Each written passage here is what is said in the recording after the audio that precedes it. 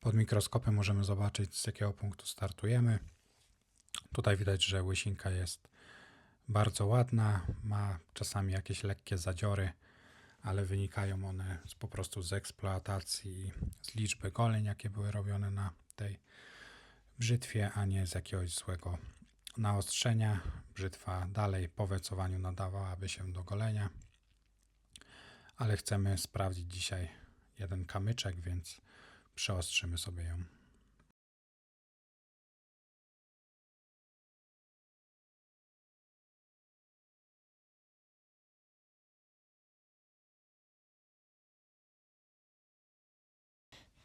Cześć, dziś podciągniemy sobie brzytwę ze stali węglowej Herder 77. Brzytwa ma profil lekko uśmiechnięty, bardzo fajnie dolega do kamienia. Użyjemy sobie do tego kamienia rozustek, to jest bardzo twardy piaskowiec, który po wyszlifowaniu powierzchni, wyrobieniu się powierzchni właściwie traci właściwości chrzczące, jest bardzo wysoko polerujący, a kiedy mamy na matowo wykończoną powierzchnię, na przykład tutaj chyba po Atomie 400, wtedy on tą gradację ma dosyć niską. Jest pod tym względem, jeżeli chodzi o to, jak pracuje, jest bardzo podobny do kamieni Arkansas. Jego praca bardzo zależy od tego, jak wykończona jest powierzchnia. Tutaj mamy powierzchnię, która jest bardzo już wyrobiona i świecąca. I na takiej powierzchni będziemy sobie testować naszą Tomo na górę, czyli kamień japoński, który w poprzednich filmach ucinaliśmy, zabezpieczaliśmy żywicą. Teraz już tutaj ten kamień się chwilę moczył. Dlaczego używam kamienia rozustek?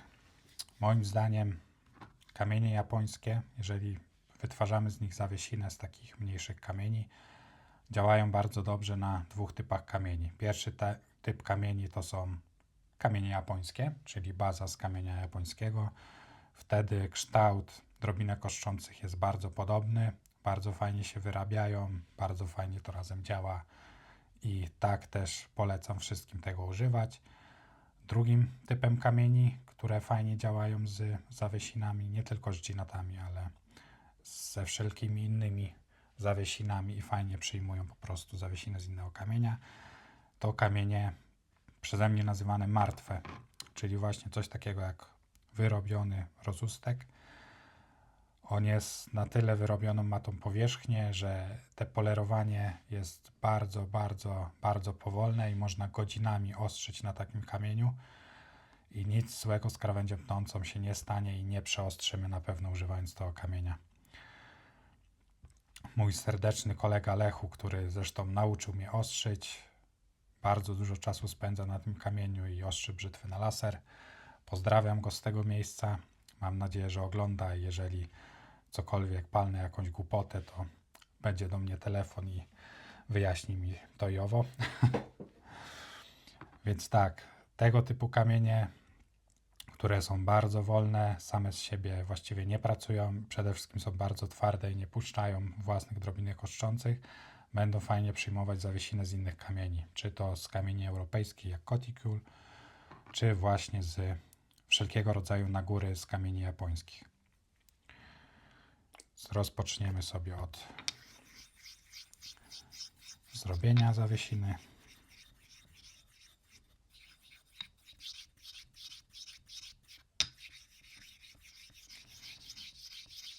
Ten kamień jest tak, mało ma moc ścierną, że nawet puszczanie zawiesiny z miękkiego kamienia japońskiego, bo ten kamień jest dosyć miękki, trwa chwilę czasu.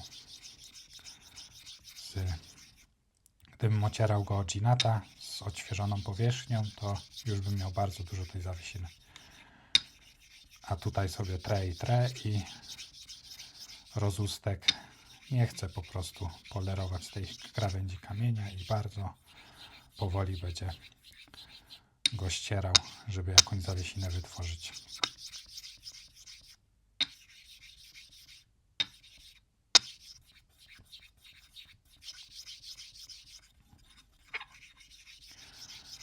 Właśnie kamień typu rozustek jest bardzo fajny jako baza, bo sam z siebie nie wykonuje prawie żadnej pracy już po wyrobieniu. Jeżeli powierzchnia jest po kilkunastu, kilkudziesięciu sesjach z brzytwami, to staje się właśnie prawie że martwa. Bardzo wysoko poleruje, ale też bardzo wolno, więc świetnie nadaje się jako baza do wszelkiego typu zawiesin. Wtedy większość pracy, zdecydowaną większość pracy właśnie wykonują drobinki oszczące z zawiesiny na kamieniu, a nie sam kamień bazowy, który jest tutaj tylko dodatkiem w tym wypadku. Dobrze.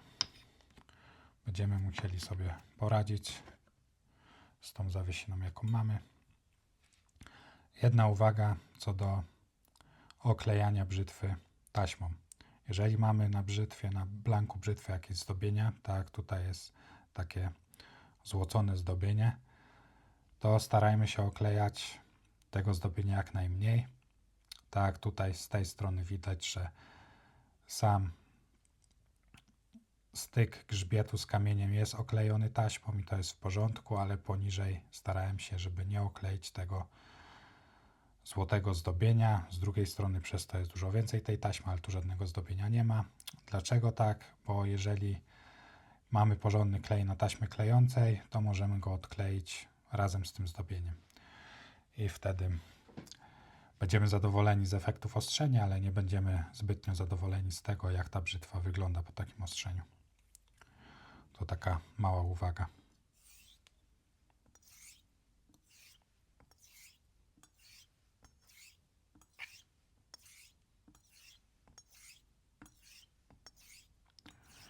Kamień rozustek też sam z siebie jest dosyć szklisty, więc jeżeli jakieś uczucie przy ostrzeniu mamy, to pochodzi właśnie ono i jest zależne od zawiesiny, jakim na nim wytworzymy. To jest bardzo kamień podobny moim zdaniem do kamieni Arkansas. Jest inny budulec, z czego innego jest zbudowany, inne ma te drobinki oszczące w sobie, jest piaskowcem, ale jeżeli chodzi o zachowanie i sposób jego użycia, to jest bardzo podobny. I bardzo podobnie człowiek może stracić nadzieję, równając taki kamień.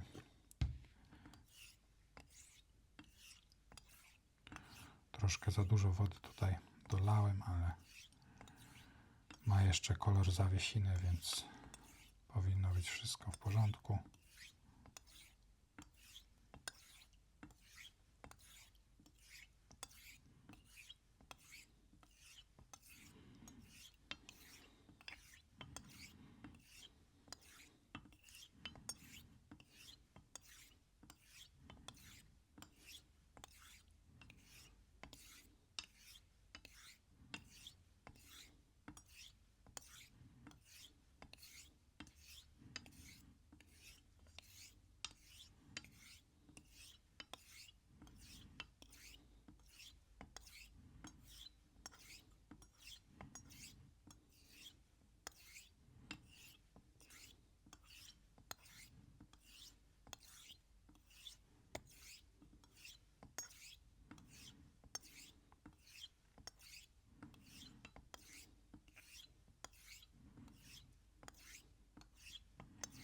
Oczywiście tu mamy już tylko etap wykańczający, więc żadnego nacisku nie stosujemy. Brzytwa powinna samym swoim ciężarem ślizgać się po kamieniu.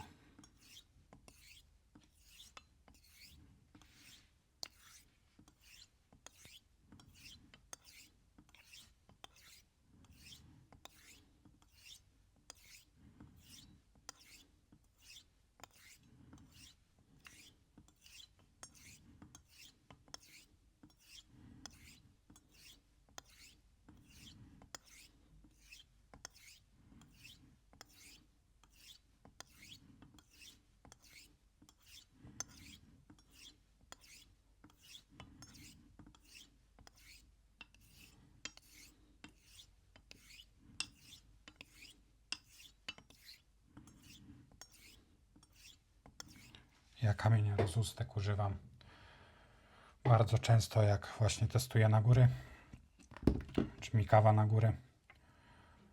Wtedy mam pewność, że wiem, jak dana na góra poleruje, a nie, że większość cząstek, czy tam kilka cząstek ostrzących z kamienia bazowego japońskiego wpływałoby na to, jak ja widzę pod mikroskopem polerowanie danej na góry, czy jak potem czuję to przy goleniu. Po ostrzeniu na takim kamieniu jak rozustek, to właściwie mamy pełny obraz tego, co zawiesina robi z ostrzem. Chyba że później zmyjemy oczywiście zawiesiny i spędzimy godzinę czy dwie polerując na samej wodzie na tym kamieniu. Ja tutaj podciąganie bym zakończył. Jedynie dodam sobie jeszcze troszkę wody z mydłem do już istniejącej zawiesiny.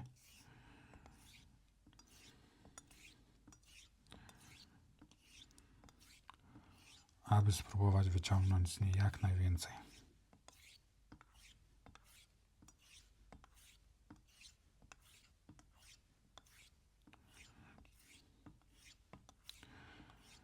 Woda z mydłem powoduje to, że płyn staje się trochę gęstszy. Drobinki ostrzące poruszają się wolniej, więc z mniejszą agresją uderzają w krawędź tnącą.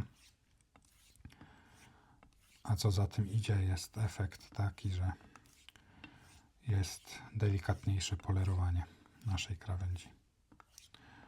Dodatkowo wyporność płynu, który jest na kamieniu, wpływa na to, jaki styk stal ma właśnie z kamieniem. Im większa wyporność, jeżeli chodzi na przykład wyporność, właściwie to gęstość. Większa gęstość płynu, który jest na kamieniu, tym trudniej brzytwie być przyklejoną do powierzchni kamienia. I stosując minimalny docisk, wtedy szurając, to lekko brzytwa, krawędź tnąca może oddalać się od drobinek ostrzących i być ostrzona tylko przez na przykład wystające czubki tych drobinek z kamienia. To także powoduje, że z niektórych kamieni możemy w taki sposób wycisnąć więcej niż normalnie ostrząc na samej wodzie. Właśnie używając wody z mydłem, gliceryny albo oleju.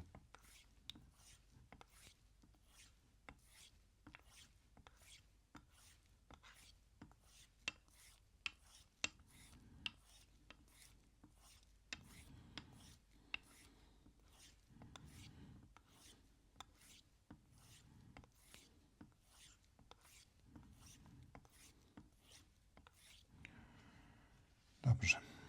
Na tym bym zakończył to podostrzanie. Teraz zobaczymy pod mikroskopem, jak to wygląda. Teraz widzimy już krawędź tnącą po ostrzeniu. Charakterystyczny wzór po kamieniu japońskim, taka mgiełka, takie delikatne ryski. Tutaj możemy zaobserwować pod mikroskopem. Krawędź tnąca jest bardzo równa. Bardzo ładnie to wygląda i pewnie da bardzo fajne golenie, o czym już się niedługo przekonam. A zostanie nam jeszcze tylko nawecować tą brzytwę.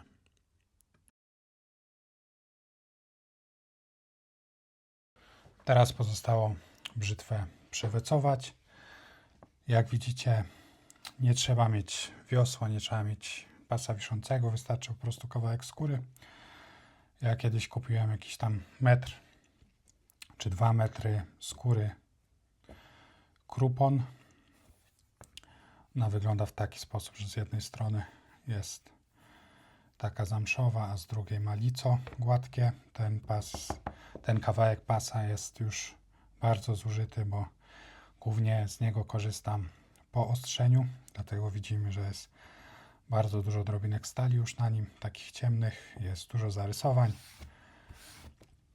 Nie wpływa to w żaden negatywny sposób na wecowanie, a można sobie po ostrzeniu, kiedy jeszcze jakiś syf może być na krawędzi tnącej, to nie szkoda mi na takim pasku tego używać. Mam takich pasków kilka porobionych, na nich są różnego typu pasty. Obecnie nie korzystam raczej z past, wypróbowałem ich trochę i jestem raczej przeciwnikiem niż zwolennikiem, jeżeli chodzi o pasty podciągające ostrość. Wolę jednak krawędź tnącą po kamieniu naturalnym. Pasta moim zdaniem to jest taki półśrodek, że komuś nie chce się doostrzyć brzytwy i dokańcza to na pasie z pastą. Daje to dużą ostrość, ale też bardzo dużą agresję. Ja takiej agresji nie potrzebuję, więc raczej nie korzystam z tych past. Przynajmniej bardzo długo już mi się nie zdarzyło. Więc kładziemy sobie na koniec blatu taki pasek, albo tak, tu mam na jakimś pudełku po kamieniu i wecujemy.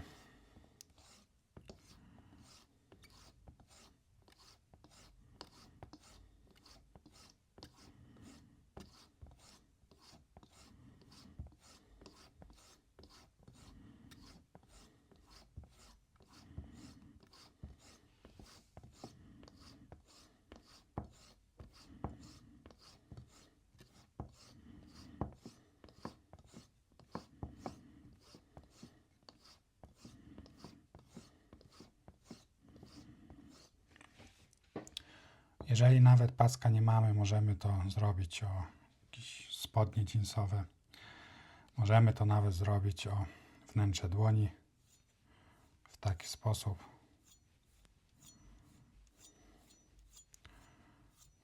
To też przewecuje nam brzytwę.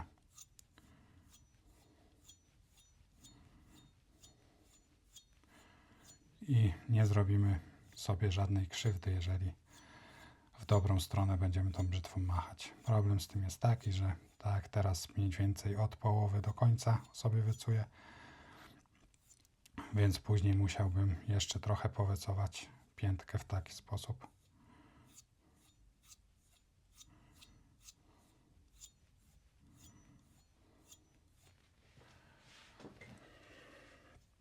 Teraz może znajdę jeszcze jakieś włosy i sprawdzimy, czy brzytwa tnie.